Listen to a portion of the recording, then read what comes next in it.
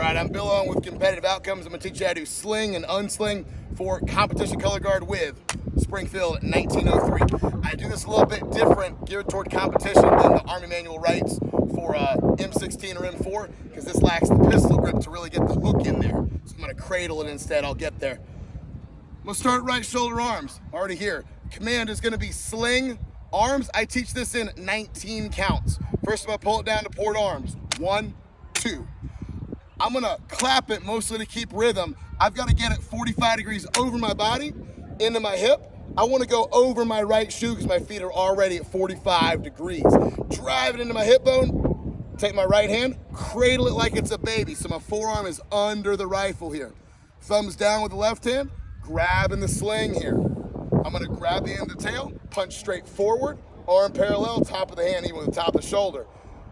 With my hand orientated like I'm giving a thumbs up, that's how I'm gonna pull down on the sling, keeping my forearm parallel. I grab the sling keeper. I slide it down. I wanna leave a couple inches of tail down here so it doesn't slide out. Forearm still parallel. I slide it up. I'm gonna pull and squeeze at the same time to close it. To ensure closure, I'm gonna hit it against the rifle. If you forget every other number, my spirit animal is a T-Rex. I'm like a T-Rex arm with my right arm, Rex, right Rex. Grabbing the inside of the rifle there. Holding on to the rifle, holding on to the sling up here with my top hand. I push down, holding the sling. I'm gonna push my elbow through the rifle.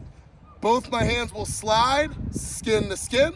Little safety roll there to ensure it doesn't get caught on uniform parts. It's all the way up, it's not caught. And finally, my arm parallel, I'm gonna cut. To go back and adjust my sling. 19 counts going backwards, a lot of the same movements. That was partially why some of my hand orientation had to be, because I want to do it the same way twice. First I grab skin to skin, grabbing on top where I just was, forearm parallel. Next, my bottom hand is gonna slide down the sling.